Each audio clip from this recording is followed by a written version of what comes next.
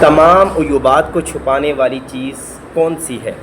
انسان عیوب کا پتلا ہے، کسی میں کم اور کسی میں زیادہ عیوب پائے جاتے ہیں، لیکن ایک چیز ایسی بھی ہے کہ جو انسان کے تمام عیوب پر پردہ ڈال دیتی ہے۔